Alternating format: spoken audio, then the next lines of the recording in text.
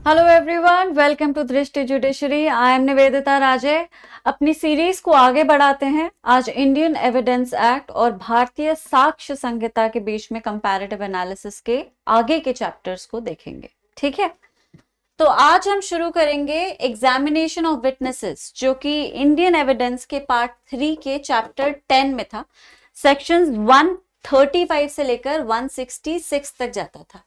अच्छा खासा लंबा चैप्टर था, लास्ट चैप्टर था, और इसमें बहुत सारे इंपॉर्टेंट सेक्शंस थे जो कि प्रीलिम्स और मेंस दोनों के पॉइंट ऑफ व्यू से काफी इंपॉर्टेंट हैं। इनफैक्ट इस चैप्टर में से लगभग सारे ही सेक्शंस इंपॉर्टेंट ही हैं, स्पेशली प्रीलिम्स के पॉइंट ऑफ व्यू से। इसलिए इस चैप्टर के सेक्शन में जो चेंज आया है उसे हमें बहुत गहराई से समझना है और अच्छे से याद रखना है, क्योंकि ये सेक्शंस एग्जाम में आने का चांस काफी ज्यादा है, राइट। और क्योंकि एग्जाम्स आने ही वाले हैं, there have been informations and upcoming rumours की बहुत बड़े दिल्ली, बिहार, पंजाब जैसे बड़े स्टेट्स जल्दी ही नोटिफिकेशंस निकालने वाले हैं। और जहां तक मैंने सुना है, इस बार दिल्ली की सीट्स में अच्छी खासी वैकेंसी होगी।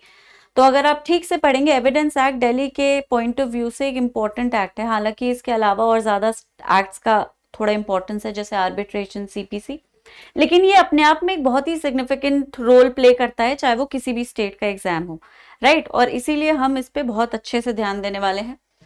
नए लॉ में ये पार्ट 4 है, चैप्टर सेम है, सेक्शन का जो नोमेनक्लेचर है वो चेंज ऑब्वियसली हो चुका है। अब सेक्शंस 140 से लेकर 168 तक जाते हैं। ये सोचने वाली बात है और ध्यान भी देने वाली बात है कि इंडियन एविडेंस एक्ट के मुकाबले बीएसएस में कुछ सेक्शंस ज्यादा हैं, ठीक है। अच्छा, अब शुरू करते हैं। 135, 136 basically talked about the order of production of witnesses, ठीक है। तो अपनी फैक्ट्स को या अपने एक्यूजेशंस को, अपनी कही हुई बात को प्रूव करने के लिए वेरियस एविडेंसेस के लिए इंडियन एविडेंस एक्ट अलाउ करता है। उन एविडेंसेस में लोग भी आते हैं जिन्हें हम विटनेसेस कहते हैं, और उनकी टेस्टिमनी से भी एलिगेशंस को या डिफेंस को वेरीफाई किया जा सकता है, राइट। अब 135 जो है वो एक ऑर्डर बताता है कि किस ऑर्डर में या किस तरह से विटनेसेस को प्रोड्यूस किया जाएगा, राइट। 136 एडमिसिबिलिटी पर बात करता है कि अगर किसी विटनेस की टेस्टिमनी की एडमिसिबिलिटी की या रेलेवेंस की बात हो रही है, तो उसको डिसाइड करने वाला कोर्ट होगा, उसको जज डिसाइड करेगा कि इस एविडेंस की या इस विटनेस की बात को सुनना चाहिए या नहीं सुनना चाहिए, ठीक है। ये सेक्शन नए लॉ में बिल्कुल सेम है, कोई चेंज नहीं है। पुराने सेक्शन में कुछ चेंज है। The statement relevant under section 32 of Indian evidence act, जो डाइंग डिक्लेरेशन हुआ करता था, वो नए लॉ में सेक्शन 26 है, तो इसको चेंज कर दिया है। बाकी everything else remains the same, ठीक है। तो इलस्ट्रेशन में सेक्शन 32 को यूज किया गया था to explain what 136 is really talking about, right. तो अब वो इलस्ट्रेशन का जो सेक्शन नंबर है, it obviously isn't what it used to be. Dying declaration अब 32 में नहीं है, 26 में है। इलस्ट्रेशन को चेंज रखा है, बस सेक्शन नंबर चेंज कर दिया है, ठीक है। इलस्ट्रेशन को सेम रखा है, सॉरी अगर मैंने गलत बोल दिया तो। उसके बाद आते हैं 137। 137 basically talked about the 3 kinds of examinations that a witness can be subjected to. सबसे पहले होता है एग्जामिनेशन इन चीफ, फिर होता है क्रॉस एग्जामिनेशन, फिर होता है री एग्जामिनेशन, ठीक है। तो नए सेक्शन में चेंज ऐसा है कि बस एग्जामिनेशन को डिफाइन किया गया है। For example 137 started with examination chief और वो आगे बढ़ रहा था, लेकिन 142 में एग्जामिनेशन ऑफ विटनेसेस को यूज किया गया है, और किस तरह से उन्हें एग्जामिन किया जा सकता है उसके तरीके को पॉइंट वाइज रखा गया है। 1 2 3 nomenclature which was not there previously, right. अब examination in chief, cross examination, re examination बच्चे समझते ही हैं, बहुत ही इंपॉर्टेंट पार्ट है ये। जो थोड़ा बहुत कंफ्यूज है उनको मैं समझा देती हूँ। Examination in chief basically is an examination done by the party who is calling the witness. तो वो पार्टी जिसने विटनेस को बुलाया है अपनी बात को वेरीफाई करने के लिए, जब वो उस विटनेस को एग्जामिन करने लगती है तो उसे एग्जामिनेशन इन चीफ कहते हैं, ठीक है, फॉर एग्जाम्पल लेट्स से कि जॉन के ऊपर केस हुआ है, एक्यूजेशन है कि उसने गाड़ी को चोरी किया। अब उस गाड़ी को चोरी करते हुए उसे मैरी ने देख लिया। ठीक है, प्रोसिक्यूशन मैरी को बुलाता है और पूछता है क्या आपने अपनी आंखों से इस गाड़ी को चोरी होते हुए देखा? राइट, तो ये इस फैक्ट को स्टैब्लिश करेगा कि हाँ वाकई चोरी हुई थी, गाड़ी की हुई थी। राइट, तो ये एग्जामिनेशन इन चीफ है। क्रॉस एग्जामिनेशन में ऑपोजिट पार्टी को राइट मिलता है उसी डिफेंस की टेस्टिमनी को वेरीफाई करने का या चैलेंज करने का, उसकी क्रेडिबिलिटी को शेक करने का। फॉर एग्जाम्पल जैसे पूछा गया मैरी से कि आपने गाड़ी चोरी होती हुई देखी थी, मैरी ने कहा हाँ मैंने गाड़ी चोरी हुई देखी, मैंने देखा कि एक आदमी टूल्स को यूज करके गाड़ी के लॉक को खोलने की कोशिश कर रहा है। ठीक है, ये हुआ examination in chief. Cross examination में पूछा जा सकता है मैरी से कि जब आपने गाड़ी चोरी होती देखी तो आप गाड़ी से कितनी दूर थी? कि मैं लगभग आधा किलोमीटर दूर थी। क्या उस वक्त अंधेरा हो रहा था? जी हाँ, अंधेरा हो रहा था। तो क्या ये नहीं हो सकता कि अंधेरे में आपने गाड़ी चुराते हुए जिसे देखा वो जॉन नहीं था, वो कोई और था? राइट, अब यहां पे इस बात को चैलेंज करने की कोशिश की जा रही है कि गाड़ी भले ही चोरी हुई हो लेकिन उसे चुराने वाला ऑपोजिट पार्टी का क्लाइंट नहीं था। ठीक है, और डिफेंस अपने एग्जामिनेशन में इसी चीज को प्रूव करने की कोशिश करेगा। तो defence basically is not there to prove the innocence of his client.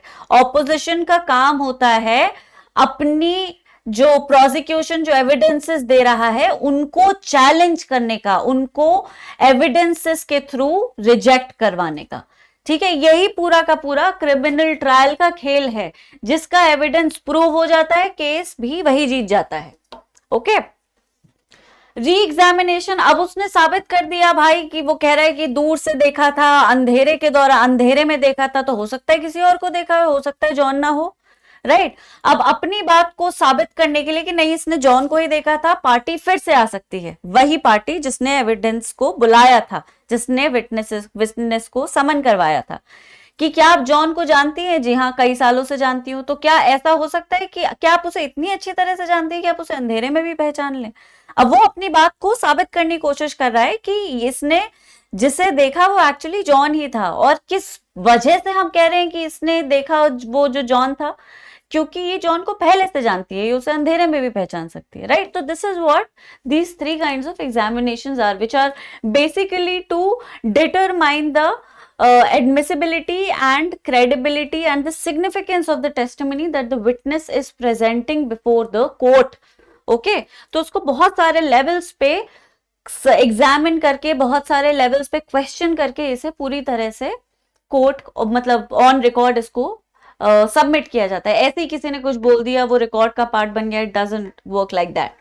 Any how, आगे बढ़ते हैं। बस बिल्कुल डेफिनेशन सेम है, बस नंबरिंग ऐड कर दिए। 1 2 3 जो पैसेज थे मैं उसको नंबर में डाल दिया है। ओके,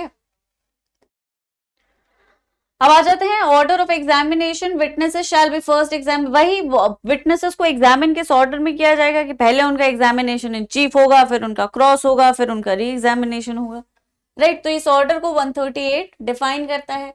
जो नया सेक्शन है वो 143 है, कोई चेंज नहीं है टेक्स्ट में एक्सेप्ट फॉर द फैक्ट कि वो जो पैसेजेस थे उनको बुलेट्स में डाल दिया है, नंबरिंग में डाल दिया है। ओके, अब आ जाते हैं 139 और 140। 139 जो नया सेक्शन है वो 144 है और 140 जो नया सेक्शन है वो 145 है।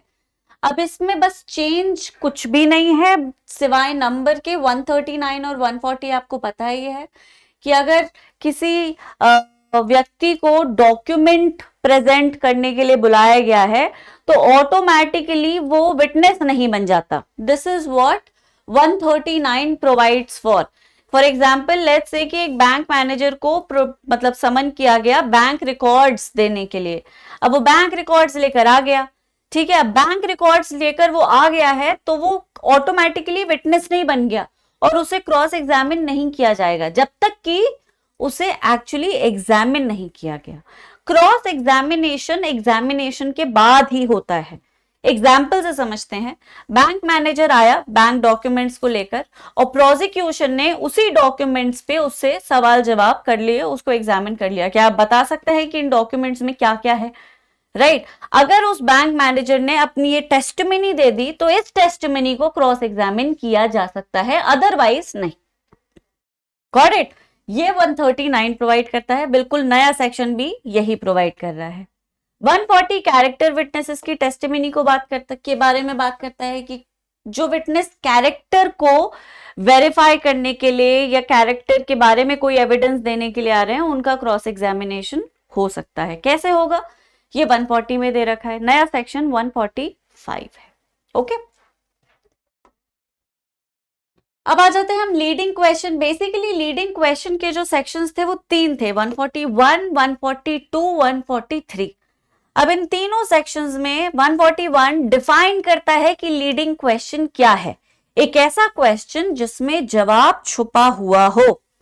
जैसे कि एक सवाल ये है कि गाड़ी कौन से रंग की है ना, ये सिंपल क्वेश्चन है। लेकिन ये सवाल कि गाड़ी लाल रंग की है ना, अब इसमें जवाब छुपा हुआ है और ये एक लीडिंग क्वेश्चन है और एविडेंस एक्ट लीडिंग क्वेश्चंस को अलाउ नहीं करता। ठीक, इन यूजुअल केसेस, जनरल सिनेरियो में लीडिंग क्वेश्चंस अलाउड नहीं होते। 142, 143 उन्हीं दोनों सिनेरियोस को प्रेजेंट करते हैं जिनमें लीडिंग क्वेश्चंस अलाउड हैं और जिनमें लीडिंग क्वेश्चंस अलाउड नहीं है। ठीक है, 142 when they must not be asked, leading questions को पूछा नहीं जा सकता अगर एडवर्स पार्टी उन्हें ऑब्जेक्ट कर दे। सिमिलरली एग्जामिनेशन इन चीफ में और री एग्जामिनेशन में लीडिंग क्वेश्चंस को नहीं पूछा जा सकता। ये बात 142 कहता है। नया जो सेक्शन है वो भी यही बात कह रहा है। 143 कहता है कि क्रॉस एग्जामिनेशन में लीडिंग क्वेश्चंस को अलाउ किया जा सकता है अगर कोर्ट को लगता है कि उनसे वाकई केस की कहानी पर थोड़ी रोशनी पड़ेगी। Got it? अब ये 3 अलग अलग सेक्शंस इकट्ठे किए गए हैं, कंसोलिडेट कर दिए गए हैं और जो नया सेक्शन है वो है सेक्शन 146 और 146 के क्लॉजेस में इन्हीं तीनों सेक्शंस को इनकॉर्पोरेट कर दिया है। ठीक है, जैसे 146 clause 1 suggesting the answer, leading question की डेफिनेशन दे रहा है।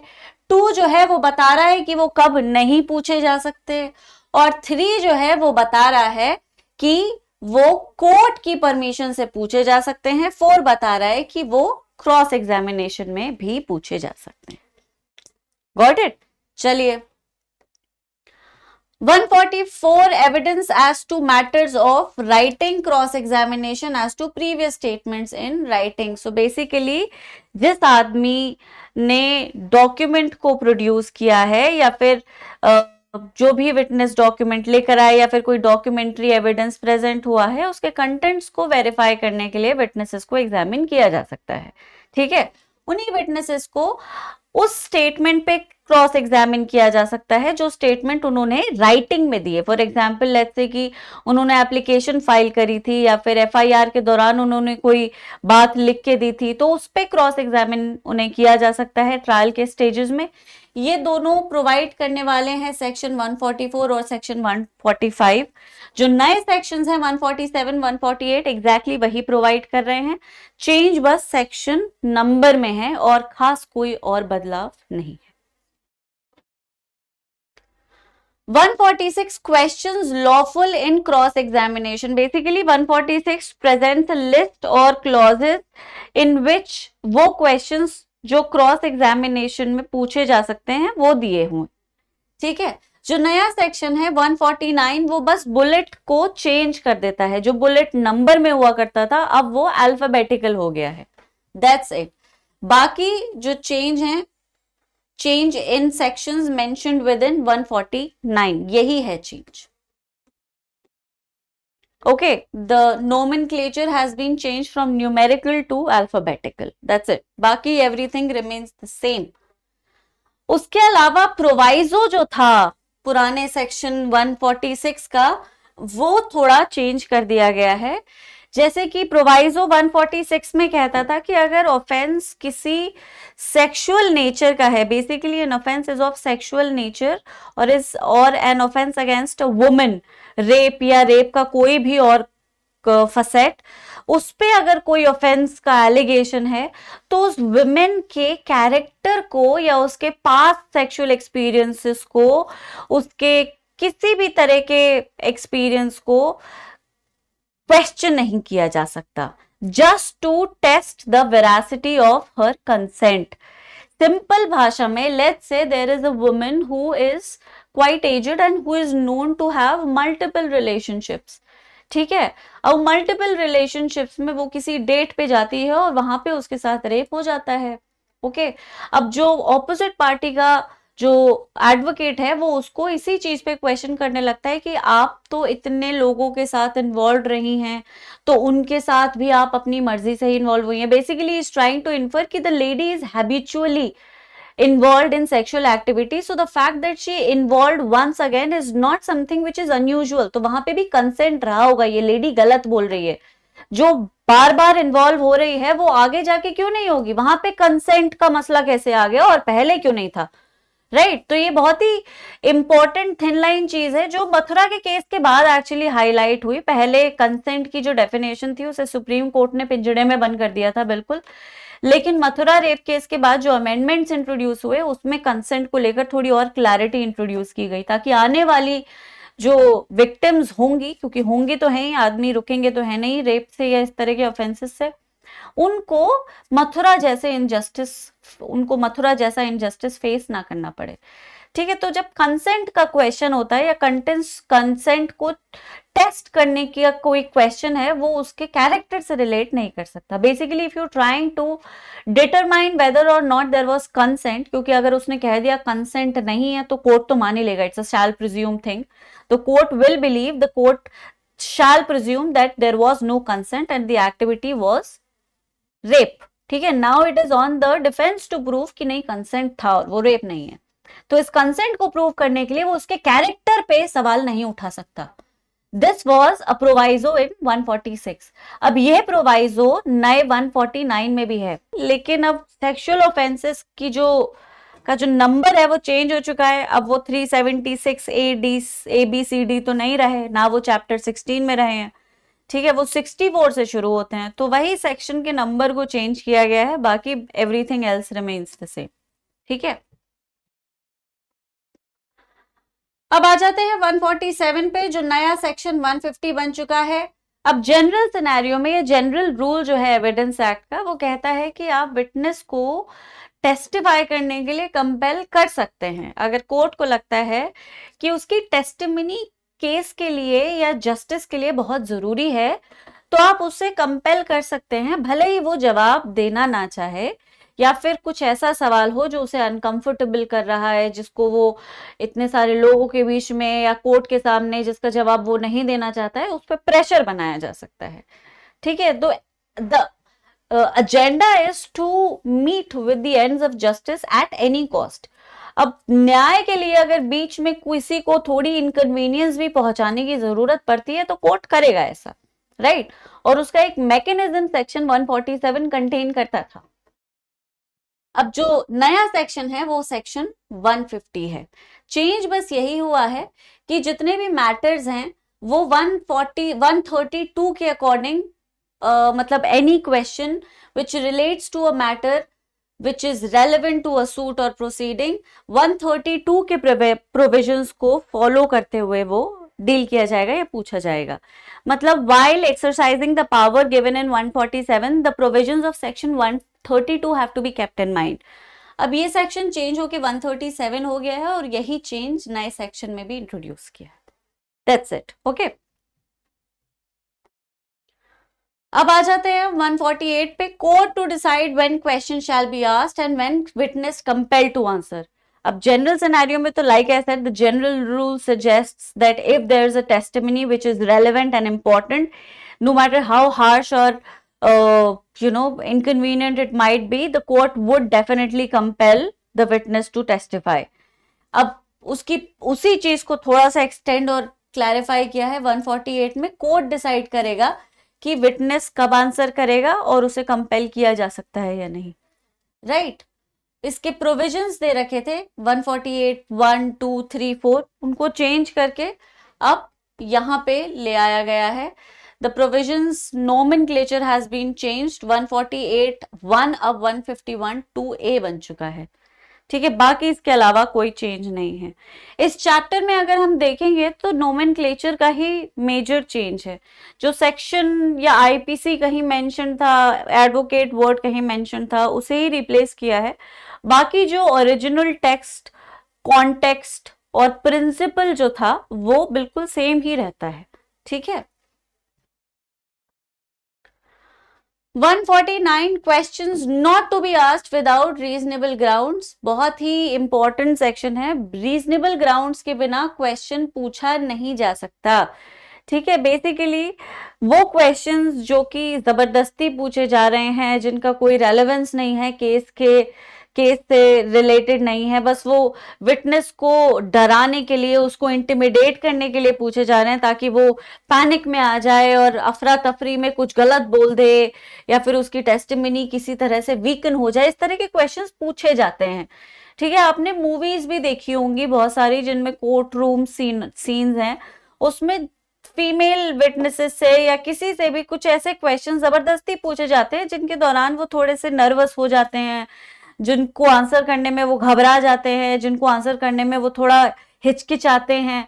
उसी तरह के क्वेश्चन ये 149 बात करता है कि वो क्वेश्चन नहीं पूछो जब तक कि तुम्हारे पास एक फाउंडेशन नहीं है उन क्वेश्चंस को पूछने का। So unless you can prove to the court कि भाई वो क्वेश्चन जो तुम पूछ रहे हो, जो इतना हार्श है, इनकन्वीनियंट है, विटनेस को डरा रहा है, इंटिमिडेट कर रहा है, उसकी वजह से वो पैनिक में आ रहा है, वो तुम पूछ क्यों रहे हो। Unless you have a proper reason to ask those questions, you cannot ask them. And that is what section 149 used to lay down, right? अब 142 बिल्कुल वही बात कह रहा है। Illustrations इस sections की जो थी उनमें एक word mention था, जो कि बहुत सारे words हैं actually, डकैत, pleader, ठीक है। इन words को ये this is more akin to a colonial period, तो इनको चेंज कर दिया है। pleader is now advocate, डकैत is now dacoit, बाकी the illustrations remain the same and the text of the entire section also remains the same, और कोई change नहीं है। 150 पर आ जाते हैं। Procedure of court in case question being asked without reasonable grounds. अगर court को लगता है कि क्वेश्चन को बिना रीजनेबल ग्राउंड के पूछा गया है, बस विटनेस को इंटिमिडेट करने के लिए, उसे नर्वस करने के लिए, उसकी टेस्टिमनी को थोड़ा सा कि वो हिल जाए थोड़ा सा, इसलिए पूछा गया है, तो कोर्ट जो है वो एक डिसिप्लिनरी एक्शन ले सकता है। Okay, the circumstances in which the question was asked, if they prove to be malified just so that the witness loses the confidence, is something which can be reported as a disciplinary proceeding. जैसे अगर advocate ने कुछ ऐसा सवाल किया जो उसे नहीं करना चाहिए था, तो उन बार काउंसिल में उसको रिपोर्ट किया जा सकता है, ठीक है। This is what 150 lays down. अब ये कोर्ट की पावर है। यहाँ पे जो वर्ड्स मेंशन थे, अगेन वो कॉलोनियल एरा से मैच करते थे। बैरिस्टर, प्लीडर, वकील, अटॉर्नी, इन सबको रिप्लेस कर दिया है एक वर्ड ने, एडवोकेट। ओके, बाकी नया सेक्शन ये 153 है। Moving on, 151, 153 basically talks about different kinds of questions which are which are not really ordinary. वो indecent और scandalous हैं, insult और annoy करने के लिए हैं, ठीक है। तो उन questions को पूछने की अथॉरिटी या उन questions को पूछने की इजाजत एविडेंस एक्ट नहीं देता। तो अगर कोई क्वेश्चन indecent है, scandalous है, जो कोर्ट में पूछना नहीं चाहिए, है ना, जिसको पूछना सही नहीं है ethically, morally, even professionally, indecent है, स्कैंडलस है, बस उसका एक ही मुद्दा है, उसका बस एक ही ऑब्जेक्टिव है कि विटनेस इंसल्टेड फील करे, अनॉयड फील करे, ये क्वेश्चंस अलाउड नहीं है अनलेस कोर्ट को लगे कि इनको पूछा जाना जरूरी है और इन क्वेश्चन से भले वो कितने इनकन्वीनियंट हो, कुछ बहुत ही इंपॉर्टेंट चीज हाईलाइट हो जाएगी। ठीक है, तो ऑब्वियसली इनहेरेंट पावर तो कोर्ट के पास है ही, और ये सेक्शन भी कहीं ना कहीं ले डाउन करता है, unless if the court feels कि इन क्वेश्चंस को पूछे जाना जरूरी है तो कोर्ट अलाउ कर सकता है। In a general scenario these questions are not allowed. 153 exclusion of evidence to contradict answers to question testing veracity. अब इसमें इसको एग्जाम्पल से समझा जा सकता है। ठीक है, लेट्स से कि एक आदमी को एज विटनेस बुलाया जाता है। ठीक, अब उस आदमी से पूछा जाता है कि क्या आपने कभी चोरी की है, और वो आदमी कहता है जी मैंने कभी चोरी नहीं की। और ये जो ऑपोजिट पार्टी है उसकी इस टेस्टिमनी को कॉन्ट्रडिक्ट करने के लिए एविडेंस ले आता है कि माय लॉर्ड ये झूठ बोल रहे हैं, इनके ऑफिस में इनके ऊपर इंटरडिसिप्लिनरी प्रोसीडिंग्स कंडक्ट करवाई गई थी क्योंकि इन्होंने ऑफिस के स्टेशनरी को चुराया था, और ये रहे मेरे पास उसके डॉक्यूमेंट्स। ठीक है, अब ये अलाउड नहीं है, और इसी चीज की बात 153 करता है। मुझे हंसी इसलिए आ गई क्योंकि मेरे आंखों के सामने एक बार ऐसे हो चुका है। ठीक है, and it was really funny. तो अब विटनेस ने कुछ कहा है, आप उसको अगर if you want to contradict it, if he has made a statement which is not really relevant, या फिर कोई ऐसा स्टेटमेंट जिसकी क्रेडिबिलिटी उतनी ज्यादा इंपॉर्टेंट नहीं है कि उसको वो बात झूठ है सच है, केस पर कोई खास फर्क नहीं पड़ेगा। ठीक है, बस आप ये साबित करना चाहते हो कि आदमी झूठ भी बोलता है, या फिर ये जो इररेलेवेंट अनरिलेटेड बात उसने कही है ये झूठ है, और आप कोई अनरिलेटेड एविडेंस ले आइए उसकी बात को झूठा साबित करने के लिए। जैसे उसने चोरी की कभी अपनी लाइफ में, इसका केस से कोई लेना देना नहीं है ना, लेकिन फिर भी उसकी बात को बस इसलिए कि उसको झूठा साबित करना है कि बाकी उसकी सारी टेस्टिमनी क्वेश्चन में आ जाए, तो आपने एविडेंस दिखा दी कि देखिए ये यहाँ झूठ बोल रहा है, इसने पहले भी झूठ बोला था, आपके सामने जो बोला वो भी झूठ बोला, इसकी टेस्टिमनी भी झूठी है। ये नहीं अलाउड है, इससे ना अननेसेसरीली लॉन्ग हो जाता है ट्रायल का जो प्रोसेस, एनीवे बहुत लंबा चलता है। और इस तरह के क्वेश्चंस अगर अलाउ किए जाएं और इस तरह के वाद विवाद, छोटी छोटी बातों को कॉन्ट्रडिक्ट करते हुए एविडेंसेस अलाउ की जाए, हर बात को काटने के लिए एविडेंस अलाउ किए जाएं, तो केस तो और 75 सालों तक चलेगा। ऑलरेडी चल रहा है वो 20-20, 25-25 सालों तक, उसे 100 साल तक चला दो। ठीक है, तो this is the reason why evidence act does not allow these questions. But if the question is relating directly to the case, for example वो कहता है, ऑपोजिशन उससे पूछता है आपके ऊपर कभी झूठी टेस्टिमनी देने का कोई आरोप लगा है, और विटनेस कहता है नहीं मुझ पे कभी नहीं लगा, और वो ले आता है डॉक्यूमेंट्स की देखिए इन पे परजुरी के चार्जेस लग चुके हैं। अब यहाँ पे उसकी क्रेडिबिलिटी क्वेश्चन हो जाती है क्योंकि केस से डायरेक्टली वो रिलेट कर रहा है कि पहले भी ये झूठे एविडेंसेस दे चुका है या अभी भी झूठा एविडेंस ही दे रहा है, इसका चांस है, इसकी क्रेडिबिलिटी क्वेश्चन में है, इसकी टेस्टिमनी को एडमिसिबल ना माना जाए। मेरी बात समझ रहे हैं? तो this is where he can be contradicted if the credibility is directly, or the testimony or the question is directly related to the case in question. Okay, change बस इलस्ट्रेशन के टर्म्स में है, जहां लाहौर कैलकाटा की बात हो रही थी वहां अब गोवा वाराणसी को ला दिया गया है। ओके, बाकी everything else is absolutely the same. Question by party to his own witness, बहुत इंपॉर्टेंट सेक्शन है, हॉस्टाइल विटनेस के बारे में बात करता है। ठीक है, hostile witness as an express term is not really mentioned in the old evidence act and it is not mentioned in the new as well. ठीक है, बस इम्प्लीकेशन से हमें पता है कि सेक्शन 154 एक्चुअली हॉस्टाइल विटनेस की बात कर रहा है। तो विटनेस जो एडवर्स हो गया है, अपनी पार्टी के अगेंस्ट जाके कुछ ऐसा बोल रहा है जो उसकी पार्टी को सपोर्ट नहीं कर रहा है, इनफैक्ट कॉन्ट्रडिक्ट कर रहा है, तो पार्टी उसको क्रॉस एग्जामिन कर सकती है। ओके, क्वेश्चन कर सकती है वही पार्टी जिसने वो विटनेस बुलाया था। ओके, तो ये जो है वो 154 में दे रखा था। अब नया सेक्शन 157 है, बिल्कुल सेम तरह से सेम भाषा को यूज करके दे रखा है, कॉपी पेस्ट कर दिया है, जरूरत भी नहीं थी चेंज करने की, it was anyway quite comprehensive sorry. अब section 155 impeaching credit of witness, credit जो है विटनेस का मतलब विटनेस की जो क्रेडिबिलिटी है उसको इम्पीच किया जा सकता है। उसको इम्पीच किस तरह से किया जा सकता है वो कोर्ट के कंसेंट से किया जाएगा, किन किन सिनेरियोज में उसे इम्पीच किया जा सकता है, उसकी क्रेडिबिलिटी को चैलेंज किया जा सकता है। जैसे मैंने एग्जांपल दिया था कि भाई उस पर पर्जरी के केसेस लगे हुए हैं, या फिर उसका जो कैरेक्टर है वो अच्छा नहीं है, वो पहले भी कन्विक्ट किया जा चुका है, और भी बहुत सारी चीजें कि कुछ कह रहा था पहले, उसने लिखा कुछ, बताया कुछ। तो सिनेरियोज दे रखे हैं कि किन किन सिचुएशंस में उसके क्रेडिट को इम्पीच किया जा सकता है। इन्हीं सिनेरियोज को नया सेक्शन भी ले डाउन करता है, बस वो अल्फाबेटिकली करता है, बाकी सेक्शन सेम है। 156, 157, 158 क्वेश्चन कोरॉबरेशन की बात होती है। सेक्शन 156 वो एविडेंस या वो टेस्टिमनी जिसे कोरॉबरेट किया जा रहा है, right. Questions tending to corroborate the evidence of relevant fact. For example, एक विटनेस है जो आई विटनेस है, ठीक है, और वो आई विटनेस है, उसने किसी के घर में चोरी होती हुई देखी, खिड़की से देख लिया उसने कि चोरी हो रही है।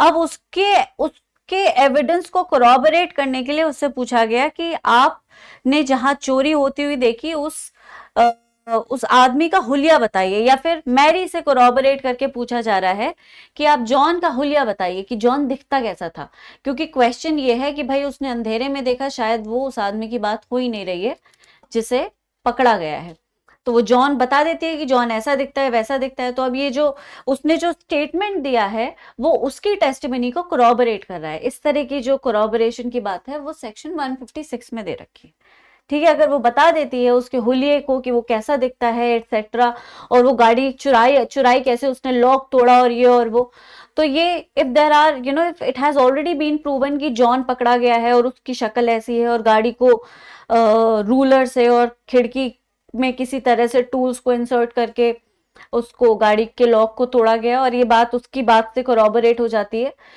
तो उसकी जो टेस्टिमनी है वो क्रेडिबल है, सिग्निफिकेंट है, और उसे एडमिट कर लिया जाएगा। तो this is something which section 156 provides. The same is now being provided by by section 159। अच्छा, 157 for former statements of witness may be proved to corroborate later testimony। अगर विटनेस ने कोई स्टेटमेंट पहले दिया, ठीक है, और उसको कोरॉबरेट करने के लिए उससे कोई सवाल पूछा जाए, so that it can be proved कि हाँ वो पहले भी झूठ नहीं बोल रहा था, वो अब भी झूठ नहीं बोल रहा है, ठीक है। जैसे उसने कहा कि मैंने 2 लोगों को मार धाड़ करते देखा, ये आदमी सर पे मार रहा था और इस दूसरे आदमी ने उसके हाथ पैर पकड़ रखे थे। ये उसका स्टेटमेंट है जो उसने राइटिंग में दिया था, या पहले एफआईआर के दौरान कहा, या इन्वेस्टिगेशन के दौरान उसने ये स्टेटमेंट दिया।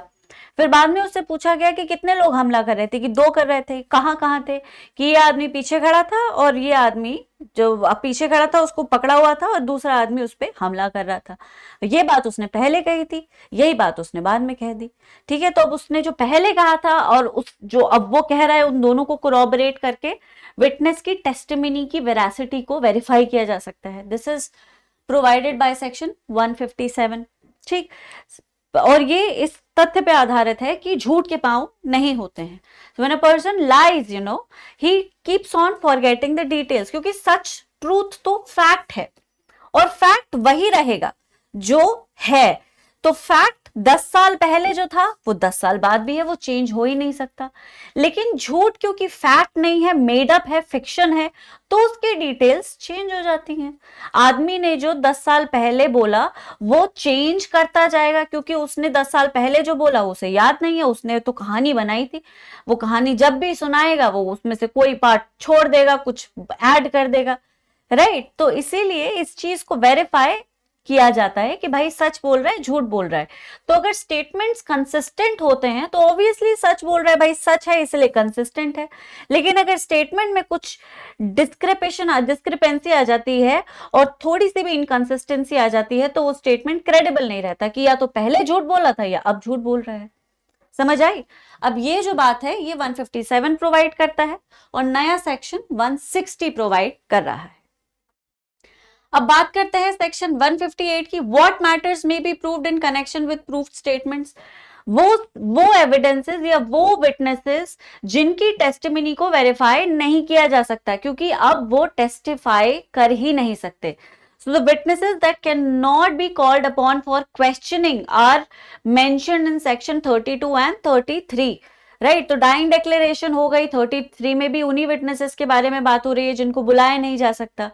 राइट, तो उन विटनेसेस की टेस्टिमनी को कैसे प्रूव किया जाए, बेसिकली एविडेंस के थ्रू प्रूव किया जा सकता है। The statements made by people mentioned in 32 and 33 are admissible and they can be proved is given in section 158. अब डाइंग डिक्लेरेशन या बाकी के जो स्टेटमेंट्स हैं made by witnesses unable to testify anymore are the both these provisions have been changed and they are now 26 and 27. तो बस यही change है, इसके अलावा और कोई चेंज नहीं है।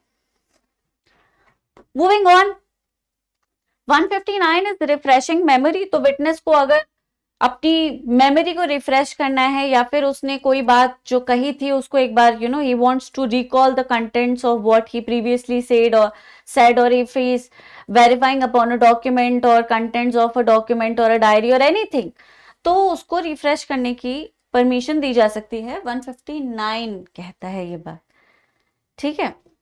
अब 160 में testimony as to stated documents mentioned in 159, तो अगर कोई बात किसी और ने कही है, फॉर एग्जाम्पल लेट्स से इसको ऐसे समझते हैं कि मैंने वो बात नहीं लिखी ना मैंने वो बात कही, लेकिन मैंने सुना है उसके बारे में या मैंने वो डॉक्यूमेंट्स आंखों से पढ़ा है, ठीक है। तो उसको रिफ्रेश करने के लिए मैं उसको रिकॉल करने के लिए मैं डॉक्यूमेंट्स को रेफर कर सकता हूँ।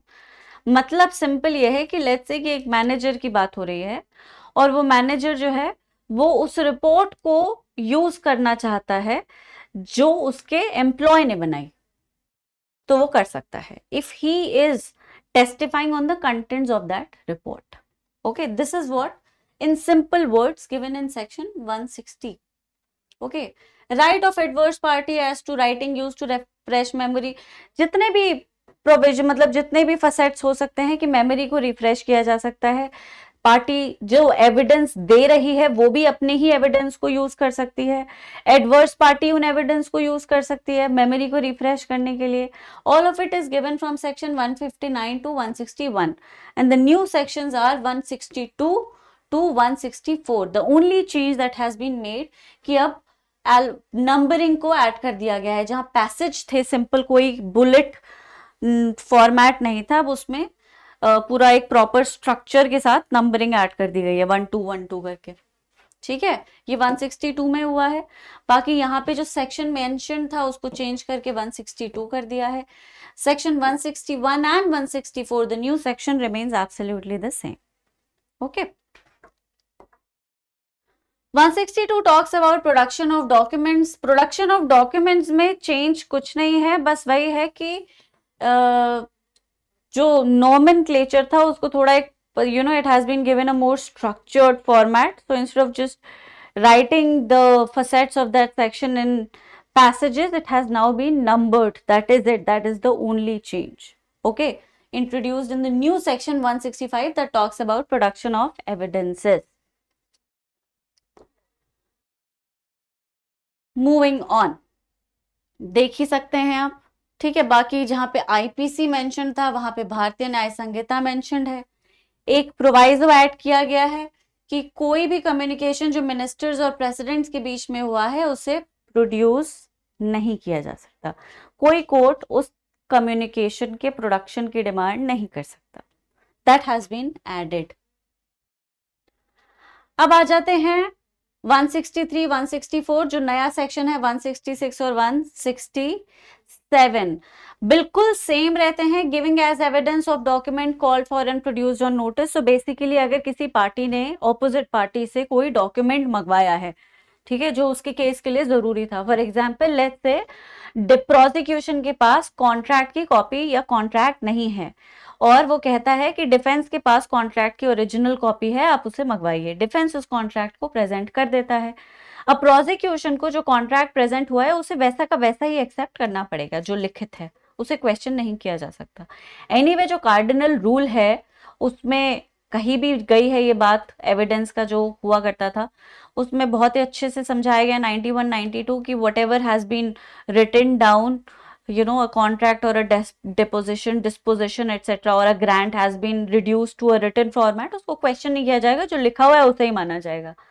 तो वही है कि अगर एडवर्स पार्टी ने या ऑपोजिट पार्टी ने दूसरी या पार्टी ने ऑपोजिट पार्टी से किसी डॉक्यूमेंट को मंगवाया और उस पार्टी ने डॉक्यूमेंट फर्निश कर दिया, तो अब उस डॉक्यूमेंट के कंटेंट्स को तुम एक्सेप्ट करो, you accept it as it is, do not challenge it. That is what section 163 provides. 164 कहता है कि अगर पार्टी के पास डॉक्यूमेंट था, पार्टी से कहा गया डॉक्यूमेंट प्रोड्यूस करिए, पार्टी ने मना कर दिया, नहीं हम जी हमारे पास नहीं, हम प्रोड्यूस नहीं कर सकते। बाद में पार्टी को ट्रायल के दौरान लगा कि अरे नहीं वो डॉक्यूमेंट तो हमारे भी काम आ सकता है। 164 कहता है अब नहीं, जब पहले प्रोड्यूस करना था तुमने किया नहीं, अब बाद में भी तुम उसे यूज नहीं कर सकते, भले ही वो कितना इंपॉर्टेंट क्यों ना हो तुम्हारे केस के लिए। ठीक है, ये है सेक्शन 164। नया सेक्शन 167, टेक्स्ट और कॉन्टेक्स्ट दोनों ही बिल्कुल सेम रहता है, बस नंबर चेंज हुआ है। ओके। 165 जजेस की पावर प्रोडक्शन के ऊपर। सो जजेस power to put questions on order of production. अब जजेस की पावर को बेसिकली इनमें सेक्शंस मेंशन थे जो कि 121 से 131 तक जा रहे थे, वो सेक्शंस चेंज हो चुके हैं तो उन्हें चेंज कर दिया है। राइट, जहां पे एविडेंस एक्ट मेंशन था वहां पे अधिनियम को डाल दिया गया है, जहां पे 149 था वहां पे 151 और 152 को डाल दिया। तो ये जो प्रोवाइजो में सेक्शंस मेंशन थे उसे चेंज किया गया है।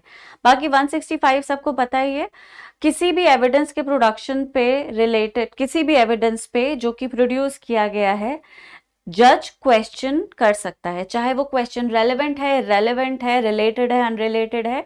अ जज is empowered to put that evidence into any kind of questionnaire.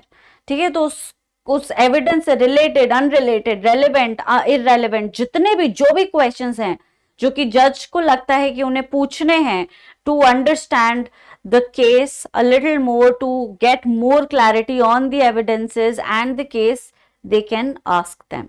उन पर किसी भी तरह की कोई रेस्ट्रिक्शन नहीं है किसी भी तरह की क्वेश्चनिंग को लेके।